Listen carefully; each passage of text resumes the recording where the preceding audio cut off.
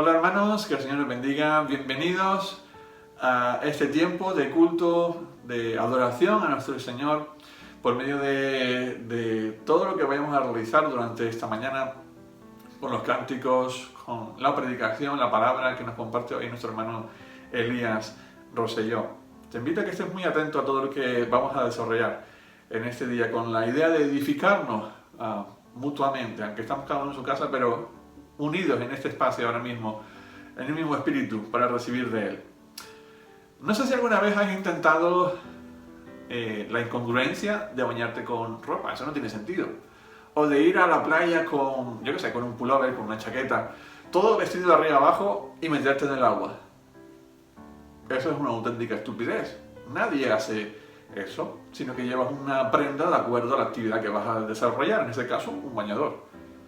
¿Qué pasaría si te metes en el agua con mucha ropa encima, con zapatos y todo? Pues que no puedes desarrollar esa actividad con comodidad.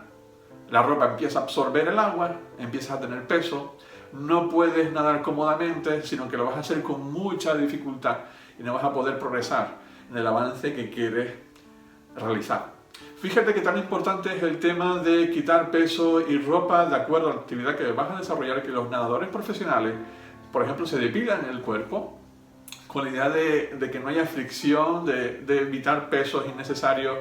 Ya usan trajes muy técnicos con la idea también de que haya menos fricción con el agua. Todo eso está regularizado, pero desde hace una década ha avanzado mucho este tema y se ha tenido que regularizar precisamente para que nadie haga trampa. Y todo con la idea de quitar peso y de que haya menos fricción para que no dificulte el avance. No estamos hablando ya a niveles profesionales, pero tú que vas a la playa y que te quieres dar un chapuzón, lo haces con un bañador, no lo haces con mucha ropa encima, porque eso no tiene sentido y te dificulta seguir avanzando. Pensando en esto, en las cosas lógicas de la vida, en las cosas lógicas de actividades que hacemos, pues lo hacemos de esta manera, consecuente, evitando mayores problemas, ¿no? Usando un atuendo en este caso, de acuerdo a la actividad que vas a desarrollar. Pero en otras cosas de la vida quizás no echamos mano de este recurso, sino que dejamos que se añadan lastres, pesos innecesarios en nuestra vida, cosas que vamos arrastrando y nos impiden avanzar. Te invito a que en esta mañana estés atento al mensaje que nos va a compartir nuestro hermano Elías, porque tiene que ver con esto. Fíjate lo que dice su palabra en el Salmo 119, 133. Dice: ordena mis pasos con tu palabra, y ninguna iniquidad se enseñoree de mí. Que sea la palabra la que ordene nuestros pasos y que nada, ya sea iniquidad, ya sea pesos, cosas que arrastramos, se hagan dueños de nosotros, se enseñoreen de nosotros, sino que podamos soltarlo para avanzar con mayor claridad hacia lo que Él quiere para nuestras vidas. Disfruta de este tiempo, oramos al Señor y también recordad que hay un espacio para los niños durante la programación, así que a los niños que estén atentos a lo que vamos a desarrollar en este día. Oramos. Señor, muchas gracias por ese tiempo que podemos dedicar, aunque cada uno estamos en nuestros hogares o donde quiera que estemos, pero podemos dedicar, Señor, a recibir de ti y también a darte adoración que solo tú mereces. Abra nuestro corazón en este día, Señor, y que tengamos la humildad de dejarnos transformar una vez más por ti, de poner por obra aquello que tú nos llamas a realizar para poder comprobar que tu voluntad es buena, agradable y perfecta. Muchas gracias, Señor, en el nombre de Jesús. Amén. Amén. Que el Señor te bendiga.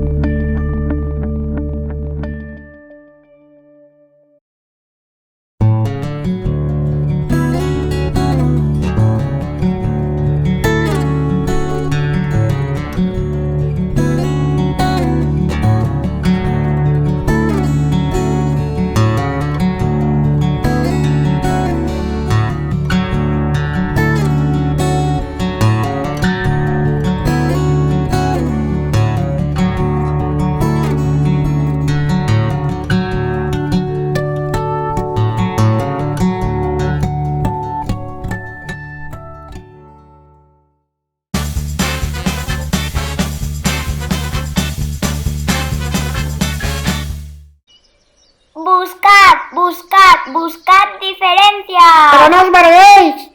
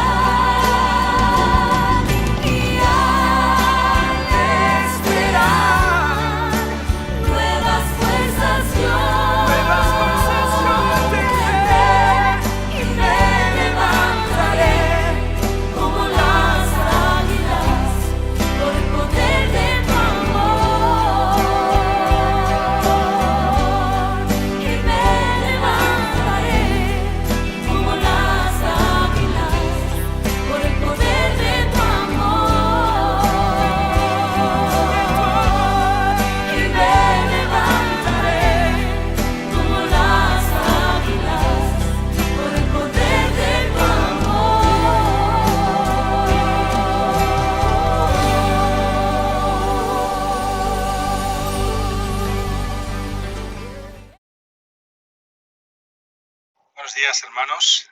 Es un gozo, es una alegría tremenda el poder estar nuevamente en contacto y en comunión, aunque sea a través de estos medios digitales. No es físicamente como a todos nos gustaría, pero sabemos que la palabra del Señor haya cabida, ¿no? Y que, como dice bien en las Escrituras, nunca vuelve a él vacía. Así que en esta mañana os invito a que juntos podamos acercarnos a la epístola de Pablo a los Filipenses, en el capítulo 3, versículos del 7 al 11. Y voy a tener esta lectura en la Nueva Versión Internacional. Dice así la palabra del Señor, Filipenses 3, 7 al 11. Sin embargo, todo aquello que para mí era ganancia, ahora lo considero pérdida por causa de Cristo. Es más, todo lo considero pérdida por razón del incomparable valor de conocer a Cristo Jesús, mi Señor. Por Él lo he perdido todo y lo tengo por estiércol a fin de ganar a Cristo y encontrarme unido a Él. No quiero mi propia justicia que procede de la ley, sino la que se obtiene mediante la fe en Cristo, la justicia que procede de Dios, basada en la fe. Lo he perdido todo a fin de conocer a Cristo, experimentar el poder que se manifestó en su resurrección, participar en sus sufrimientos y llegar a ser semejante a Él en su muerte. Así espero alcanzar la resurrección de entre los muertos. Vamos a tener una breve palabra de oración. Señor, te damos gracias por tu palabra en esta mañana. Te damos gracias, Señor, porque a través de ella tú nos hablas.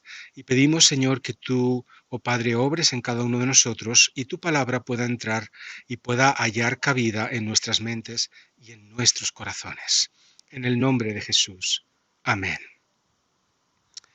Un cristiano es la persona que ha muerto con Cristo, que su cuello altivo ha sido doblado, que su cabeza en alto ha sido abatida, que su corazón de piedra ha sido despedazado, que su orgullo ha sido asesinado y que su vida es ahora señoreada por Jesucristo. Esta frase no es mía, es del pastor John Piper y la estaba leyendo ayer por la mañana. Impactó mi corazón y va muy en línea con el tema que quiero compartir con vosotros en esta mañana, el cual es perder para ganar. Lo que el apóstol Pablo está haciendo en esta epístola a los Filipenses es volcar su corazón, es abrir su vida con una sinceridad tremenda con ellos. Está exponiéndoles su testimonio, su experiencia espiritual. En él se había producido una metanoia, una transformación, un cambio de fidelidades, un cambio de valores trascendental. Y él no quería callarse este cambio que se había producido. Él quería compartirlo con aquellos a los que ama y quiere compartirlo con cada uno de nosotros a través de las Escrituras. Ahora, ¿de qué manera el apóstol Pablo está expresando esta transformación, este cambio de fidelidades, este cambio de paradigmas que se dio en su vida? Lo primero que él hace, el punto de partida, es que él describe su anterior manera de pensar. En el versículo 7, como hemos leído, dice, sin embargo, todo aquello que para mí era ganancia.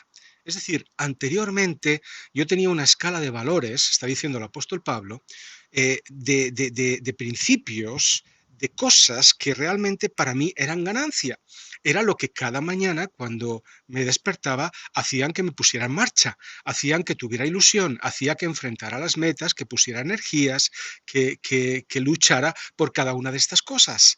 Era la vitamina, de alguna manera, que me hacía vivir y me hacía caminar cada día. Pero ya no lo es más. Es decir, es un tiempo ahoristo, es un tiempo pasado. Esto para mí era ganancia. Ahora, ¿qué cosas eran para el apóstol Pablo ganancia anteriormente? ¿Cuál era su anterior escala de valores? Lo primero, y yendo a su propio testimonio en las epístolas también, al libro de Hechos, podemos ver que el apóstol Pablo valoraba tremendamente su origen, su identidad, de dónde él venía, ¿no? ¿Qué es lo que él era por naturaleza? Y en el versículo 5 de este capítulo 3, él está hablando, pues un poco, está exponiendo su currículum. Él dice circuncidado al 8º día del linaje de Israel, de la tribu de Benjamín, hebreo de hebreos. Es decir, soy hebreo, soy judío de pura cepa. Nadie puede cuestionar esto. Mis raíces se vierten precisamente en un linaje hebreo y que nadie puede dudar. Pero no solamente él se jactaba de esto, sino también en un momento dado, cuando vamos al libro de los Hechos de los Apóstoles, recientemente en la escuela dominical lo hemos estado estudiando, nos damos cuenta que él no duda tampoco en apelar a su ciudadanía romana. Y a través de esto él pudo, y él fue llevado a Roma, él testificó delante del César, y fue precisamente porque él era romano de nacimiento. Ahora, ser romano de nacimiento en aquella época, o ser romano, sin más, en aquella época era sumamente importante por los privilegios que ello conllevaba. Ahora, serlo de nacimiento era mucho más importante, serlo por pura cepa, ¿no? Y no por haberlo comprado con dinero o de alguna otra manera. Es decir, el apóstol Pablo, probablemente sus padres o sus abuelos, no sabemos bien, pero ellos habían adquirido esta nacionalidad romana con todo lo que esto significaba, con lo cual nos hace pensar que era una familia acomodada económicamente y que el apóstol Pablo pues también había nacido de alguna manera con todos estos privilegios que conllevaba el ser un ciudadano romano. Así que él se sentía orgulloso. Para él antes esto era de valor. Para él, como dice, antes todo esto era ganancia. Ahora, no solamente, digamos, su origen, ¿no? Lo que él había heredado, sino también lo que para él era importante en su escala de valores, en sus principios, en sus categorías, era el estatus que él mismo había conseguido adquirir.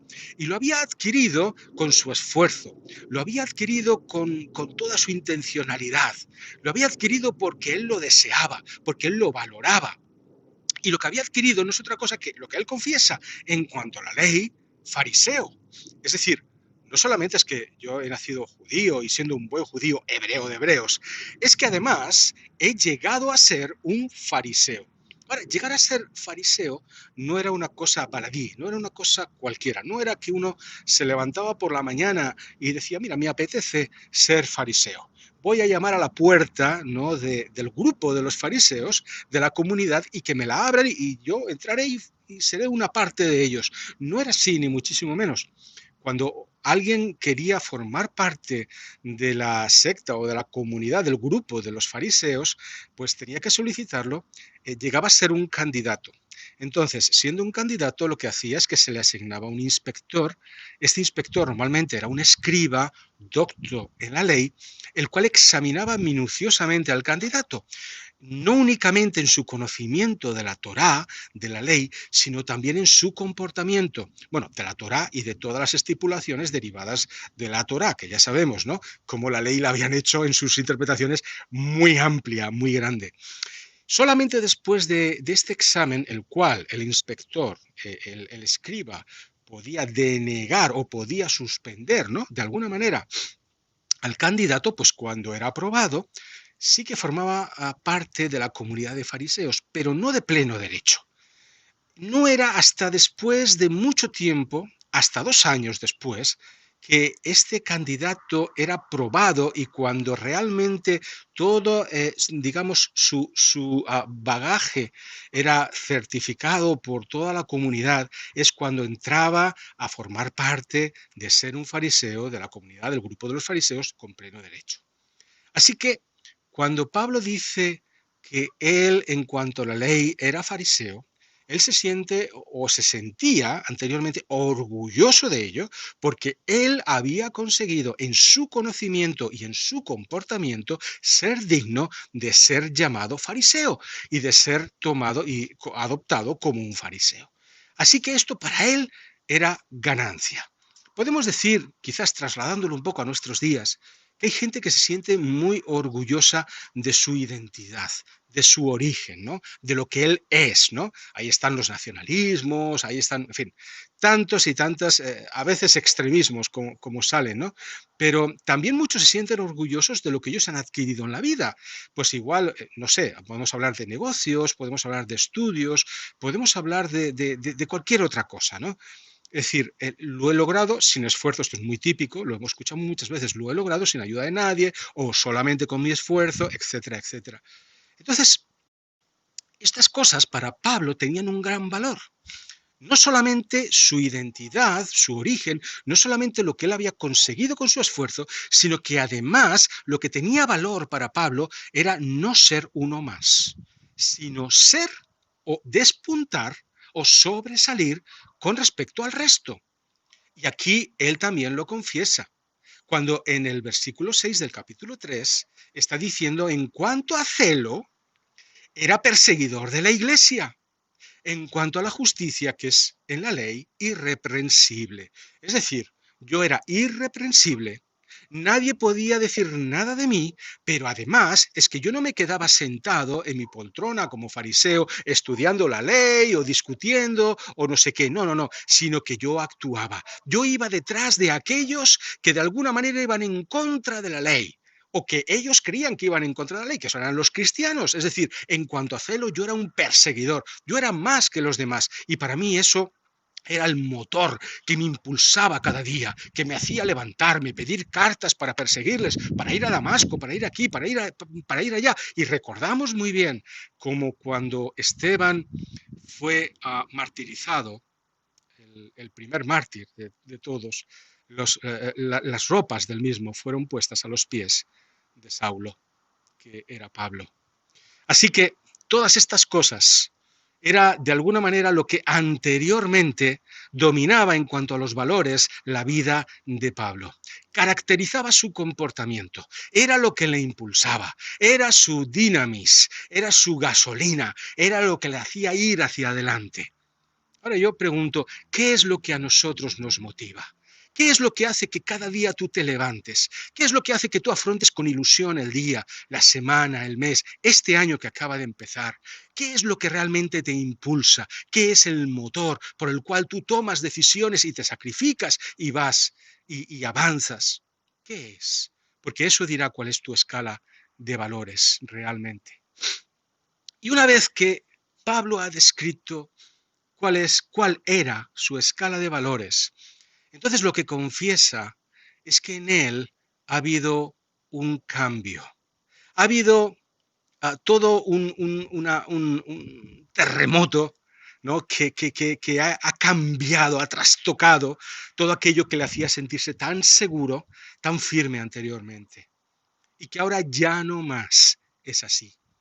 Y por eso, en el segundo punto, lo que él hace es describir en qué ha consistido ese cambio en su manera de pensar. ¿En qué ha consistido ese cambio de paradigmas, ese cambio de categorías, ese cambio de fidelidades? Y él dice, todo lo que para mí, ¿no?, era ganancia, ¿verdad? Todo aquello, ahora empieza a continuación del versículo, dice, ahora, en este momento lo considero pérdida por causa de Cristo. Es más, dice el verso 8, todo, absolutamente, no solo aquello, sino todo lo considero pérdida por razón del incomparable valor de conocer a Cristo Jesús, mi Señor. Por Él lo he perdido todo y lo tengo por estiércol a fin de ganar a Cristo. Me gusta la Nueva Versión Internacional porque traduce de una manera literal, ¿no?, el término griego, y que es estiércol. Lo tengo por basura, dice Reina Valera y otras traducciones, pero realmente dice por estiércol. No tiene ningún valor para mí ya. Antes era, digamos, mi leitmotiv. Ahora mismo ya no tiene absolutamente ningún valor, absolutamente ninguno. Entonces lo que Pablo está enunciando es un principio, es una realidad espiritual. Y es que cuando ponemos nuestro corazón en las cosas temporales de este mundo, entonces quizás sin darnos cuenta, y esto es lo más peligroso, estamos apartando la mirada de las cosas celestiales. Estamos apartando la mirada del Señor Jesucristo. Y tenemos que reconocer de una manera seria, de una manera real, tenemos que ser conscientes de que hay una competencia real, incuestionable, entre el amor a las cosas del mundo y el amor a Dios. Y el apóstol Pablo es lo que está diciendo. Hay una competencia, hay una lucha.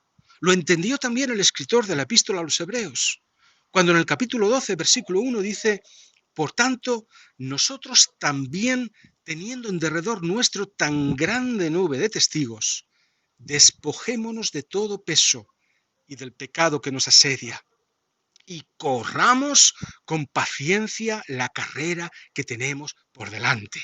Es decir, nos está desafiando el escritor de Hebreos. Dice, tenemos una carrera por delante, tenemos promesas, tenemos objetivos, tenemos tantas y tantas cosas que realmente se nos han sido dadas por la gracia en Cristo Jesús, que a veces cuando intentamos ir hacia adelante, intentamos alcanzarlas, intentamos ponernos en marcha, nos damos cuenta de que no tenemos fuerzas. Y no tenemos fuerzas porque arrastramos todo un lastre, todo un bagaje, toda una mochila, un montón de cosas, de pesos que nos están anclando en nuestro presente y en nuestro pasado y que impiden que realmente, aunque lo veamos de lejos, podamos alcanzar lo que son esas bendiciones en Cristo Jesús, en la nueva vida, en la gracia que Él nos ha dado. No podemos correr, no podemos caminar con libertad, porque el peso, ese peso de las cosas que antes valorábamos, que antes eran importantes para nosotros, ese peso que a veces es pecado en cada uno de nosotros, nos impide avanzar hacia adelante. Hay una escena de una película que a mí me gusta bastante, que ilustra muy bien este principio y lo que quiero explicaros a cada uno de vosotros en esta mañana. Y yo la he visto bastantes veces, no sé si la habéis visto, es la película Náufrago, que está protagonizada por Tom Hanks y él interpreta el papel de Chuck Nolan, el cual pues es un trabajador de FedEx, que es una empresa de paquetería, y se dedica a ir alrededor del mundo pues dando formación al personal de FedEx y también charlas motivacionales. Él está totalmente obsesionado con las entregas, con la puntualidad y con el poder dar todas las entregas en tiempo y etcétera, etcétera. En uno de estos viajes, cuando él regresa, va en un avión de FedEx con todos los paquetes, pues entra en una tormenta el avión y tiene un accidente. Así que él logra sobrevivir a este accidente, pero va a caer a una isla desierta. En esa isla solamente estaba él y consigue rescatar pues las cosas que iban algunas cosas que iban en el avión, algunos paquetes y todo esto. Así que allí permanece durante 1500 días. Pasa momentos muy amargos, pasa momentos desesperados. Él se quiere quitar la vida, ya no tiene esperanza absolutamente de nada, cuando de repente, pues entre todos los paquetes que había en el avión, él ve que había una pelota de voleibol. Entonces, en ese momento, digamos que es como se le enciende una bombilla y para él, en ese momento, la pelota ya no es una pelota. A partir de ese momento es el señor Wilson. Es decir, es un acompañante, es un amigo imaginario que le hace compañía en esa isla desierta. Así que, el señor Wilson, de una manera estoica, claro, era una pelota, aguanta, ¿no?, todos los largos monólogos que el protagonista pues le lanza, ¿no?, vez tras vez. Ahora, esto cambia totalmente la perspectiva del náufrago de Tom Hanks, ¿no? La cambia totalmente porque él empieza a encontrar, digamos, esa motivación, esa ilusión que había perdido, empieza a adquirirla nuevamente en su relación, una relación ficticia totalmente con el señor Wilson. En un momento dado, pues se construye una balsa y, bueno, se adentra mar adentro, ¿no?, para escapar de aquella isla y por supuesto se lleva lo que más valoraba, lo que más quería, y lo que más quería era el señor Wilson, es decir, la relación, ¿no?, que él tenía de amistad con el señor Wilson, que no era otra cosa que una pelota de voleibol. Así que, bueno, va en esta balsa y cuando va en esta balsa les sorprende una tormenta y el oleaje empieza a golpear contra aquella débil balsa que se había hecho y el señor Wilson salta volando, es arrastrado por las olas y en ese momento parece que la vida del náufrago se va a acabar, porque toda su ilusión, toda su motivación, toda su esperanza, toda la alegría que él tenía se va con el señor Wilson. Así que, sin dudarlo dos veces, se lanza al agua, a un agua embravecida, y persigue a esa pelota, que era el señor Wilson, para rescatarla, sin darse cuenta que intentando obtener esa pelota a ese señor Wilson, lo que estaba haciendo era poner en riesgo su propia vida. Y esto que es una escena de una película, para mí interesante, pues ilustra muy bien esto que estoy queriendo decir, porque tantas veces nosotros, digamos que edificamos nuestra propia vida, todas nuestras relaciones, todos nuestros esfuerzos, nuestro dinero, nuestro tiempo, absolutamente todos nuestros sueños, los edificamos alrededor de principios, de ideas o de personas que a veces les estamos dando un valor que no tienen y de alguna manera lo que estamos haciendo es, de una manera imaginaria, estamos creyendo que son nuestros salvavidas y estamos, digamos, edificando toda nuestra vida sobre ellos, sin darnos cuenta que aferrándonos más y más a estos ideales, a estos principios, a estas cosas que antes eran ganancia, estamos perdiendo nuestra propia vida. Estamos perdiendo nuestra relación con Dios. Estamos perdiendo lo que realmente importa, que es la amistad con Cristo. Y no nos damos cuenta de ello. Como tampoco el náufrago, Chuck, era consciente de que estaba poniendo en riesgo su propia vida por una pelota que estaba llena de aire. Como a veces también nuestros principios están llenos de aire y no son consistentes. Así que tenemos que reconocer que hay pesadas cargas que nos lastran, que hay cosas que nos están anclando y que nos impiden avanzar, y nos impiden tener una relación con Cristo, y nos impiden tener una visión clara de su amor, de su gracia hacia cada uno de nosotros. Hay afanes que nos rodean, hay obsesiones, hay temores, hay vicios, hay pecado, hay amor al dinero, hay comodidades, hay malas amistades, malas relaciones, hay orgullo, egoísmo, hay cosas temperamentales en nuestro pasado que el Señor tiene que sanar, y todas estas cosas tenemos que ser conscientes.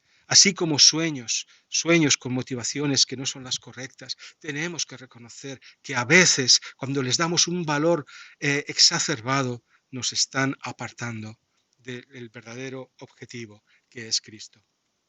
Abraham tuvo que aprender, leemos en el Génesis, tuvo que aprender que él tenía que valorar más a Dios que cualquier otra cosa. Él era, y lo podemos leer en su historia, en el libro de Génesis, era una persona acomodada. Él vivía con sus amigos, con sus familias, tenía sus ganados, estaba bien en Ur de los Caldeos, aquí donde, cerca del Golfo Pérsico, lo que es ahora el Golfo Pérsico. Al final de esa media luna fértil, él estaba muy bien, pero un día determinado, Dios se presenta delante de él. Alguien a quien él antes no había oído hablar de Dios. Y dice en el capítulo 12, verso 1 del libro de Génesis que Dios le dijo: deja tu tierra, tus parientes y la casa de tu padre y vete a la tierra que te mostraré. Así que Dios fue muy claro, como es muy claro con cada uno de nosotros. Ahora, podemos imaginar que Abraham en ese momento pudiera decirle, mira, bueno, vamos a ver, sí, vamos a negociar un poquito. Tú me dices que vaya, pero explícame un poquito cómo tengo que ir, dónde voy a ir, cuánto tiempo me va a llevar. A ver, explícame un poco y entonces me voy a pensar si te obedezco o no te obedezco. Pero esto no fue así. Abraham estaba siendo desafiado. Estaba siendo desafiado a dejar, a perder, a dejar atrás como la mujer de Lot, ¿verdad? Y como Lot, dejar atrás todo aquello que sí, que podía ser de mucha comodidad para él, pero que en lugar de anclarse y mirar hacia atrás, lo que tenía que era proyectarse hacia adelante, a lo que Dios tenía preparado para su vida. Y lo que Dios quería enseñarle era la fe, y quería enseñarle el amor hacia él. Así que cuando parece que Abraham ya fue graduado y obtuvo, ¿no?, su certificado de padre de la fe, en ese momento ya parecía que todo estaba tranquilo, ya estaba en Canaán, pues parece que Dios se aparece otra vez a él y le dice, muy bien, Abraham, has sido obediente, has aprendido muchas cosas, estoy muy contento contigo, estoy feliz, pero mira, aún te falta algo más. No es como el joven rico cuando fue a Jesús, ¿no? Muy bien, lo has guardado todo, pero aún te falta algo. Cuidado, ¿no? Cuando nos sentimos satisfechos o creemos, ¿no?, que ya hemos cumplido con Dios. Y entonces, bueno, ahora ya me puedo sentar y me puedo relajar. No es así. Entonces Dios le dice, mira, Abraham, te pido ese hijo de la promesa. Ese hijo que yo te he dado, te lo pido para que me lo ofrezcas a mí. Pero bueno, podemos imaginar como Abraham le diría, pero Señor, si tú me lo has dado, si me lo has dado de una manera milagrosa, siendo ya mayores, y Sara que era estéril. Señor, ¿cómo tú ahora me estás pidiendo? Sí, te estoy pidiendo a Abraham, al hijo de la promesa, a Isaac. Te lo estoy pidiendo porque quiero que tú de alguna manera me ames a mí, me quieras a mí, y tu fidelidad, tu primera fidelidad sea conmigo, y no sea ni con tus sueños, ni con el amor hacia tu hijo, ni con ninguna otra cosa, sino que yo sea lo más grande. Como dice en Mateo 6:33, que busquemos primeramente el reino de Dios, su justicia, todo lo demás ya vendrá por añadidura. Así que Abraham obedeció nuevamente, sí, él fue adelante y él entendió perfectamente que lo que Dios deseaba era tener una comunión íntima con él.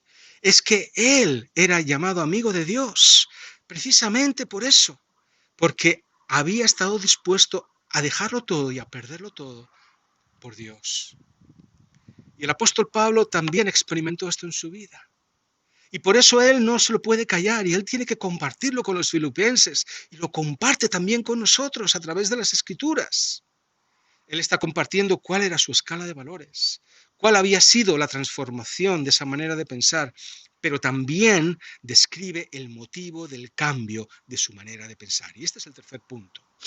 Y él lo deja bien claro al final del versículo 8. Él dice, por él lo he perdido todo y lo tengo por estiércol, a fin de ganar lo que realmente vale la pena, a Cristo. Gloria a su nombre.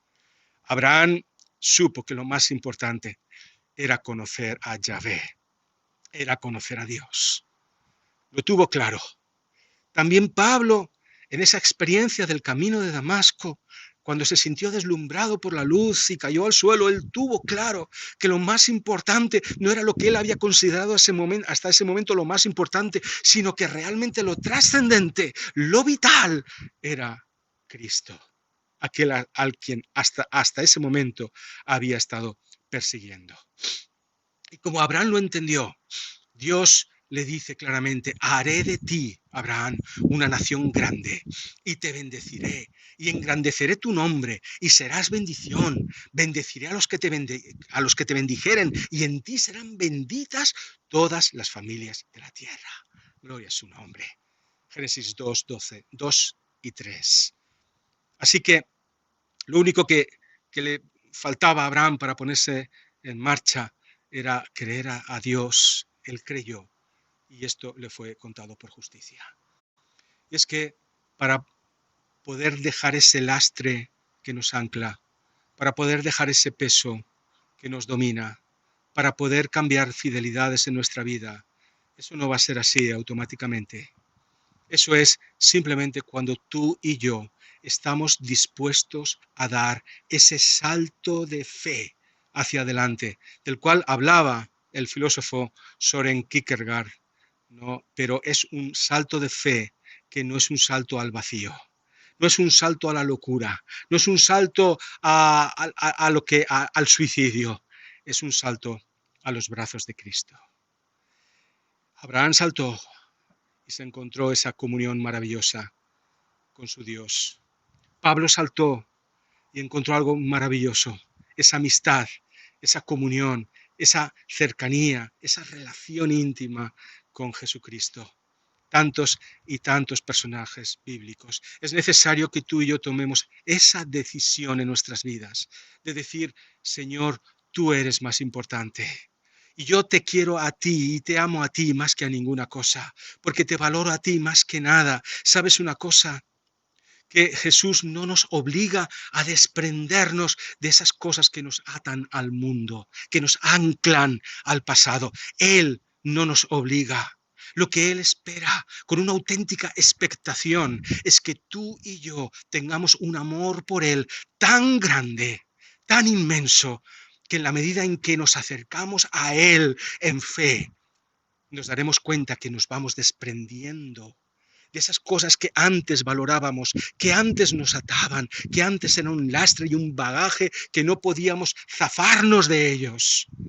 Y es que cuando depositamos todo nuestro amor en Él y le anhelamos y queremos tener esa comunión con Él, entonces nos sentimos embriagados de Él. Y las cosas que antes, ese paradigma que antes parecía que sin eso nos moríamos, ahora no lo echamos de menos. Gloria a su nombre. El Evangelio no es un Evangelio de nos, como algunos han querido hacernos creer. No es así. El Evangelio es un Evangelio de sí en Cristo. Y cuando le decimos sí a Cristo, automáticamente le estamos diciendo no a todo aquello que no es suyo, que no es de Él, que no tiene cabida en Él. Así que, qué importante es. Y os invito, hermanos, en esta mañana que reflexionemos qué son esas cosas que están impidiendo realmente. Porque perdiendo estas cosas, realmente estoy ganando a Cristo. Porque tú y yo necesitamos sin duda un cambio en nuestra manera de pensar, una metanoia, una transformación en nuestra mente, en nuestros valores, en nuestras prioridades, en nuestros propósitos. Está claro. Y esto solamente se puede hacer enamorándonos de Jesús y dando pasos hacia adelante. Yo te invito en esta mañana a que reflexiones. ¿Qué cosas están estorbando tu comunión con el Señor? ¿Qué piedras estás manteniendo en tu vida? ¿Qué bagajes, qué mochilas estás llevando y que no te dejan avanzar y no te dejan abrazar al Señor? ¿Qué lastres cargamos? ¿Qué pecados? ¿Qué vicios? ¿Qué hábitos? ¿Qué relaciones? ¿Qué sueños? ¿Qué mentalidades? ¿Qué ideas no hemos dejado, no hemos derramado y extendido a los pies del Señor? ¿Qué es lo que amamos más que a Jesús? Y quiero dejaros con las letras de la estrofa de una canción que fue compuesta hace años por el cantautor de origen hondureño, aunque es norteamericano, Miguel Ángel Guerra. Él tiene una canción que se titula pues como el título de esta predicación, que es Perder para ganar. Y dice así: no es que quiera dejar lo que yo quiero, sino es que quiero servir a quien adoro, a quien es dueño de todo lo que veo, a quien es Rey y Señor de mis sueños. Es difícil para ti entender cuando yo te digo que por Dios estoy dispuesto a dejarlo todo. No es un tonto aquel que entrega lo que aquí no puede retener para ganar eso que nunca podrá perder, y eso que nunca podremos perder, y que vale más que todo el oro del mundo. Eso es la amistad con Jesús. Quiera el Señor que haya un cambio en nuestros paradigmas, en nuestras escalas de valores, en aquellas cosas que nos mueven, que nos motivan y que podamos enamorarnos más y más de Jesús. Dar ese salto de fe y sentirnos libres, gozándonos de su bendición y de su comunión. Que el Señor os bendiga. Oremos. Gracias te damos, porque tú eres bueno, Señor, porque tú nos amas con un amor eterno, como dice tu palabra, porque tú lo has dado todo por nosotros. Nosotros racaneamos tanto, Señor. Nosotros nos aferramos a tantas cosas que no tienen realmente valor. Nosotros, Señor, nos anclamos con sueños, con ilusiones, con cosas vacías. Oh Dios, abre nuestros ojos. Haznos entender lo que realmente vale la pena. Señor, danos esa valentía para ese salto de fe, para aferrarnos a ti, para agarrarnos a ti, Señor. Obra con poder en nuestras vidas, en nuestras familias. Obra con poder en nuestras relaciones. Obra, Señor, oh Padre Celestial. Continúa haciendo la obra en nosotros. En el nombre de Jesús. Amén. Amén. Señor os bendiga.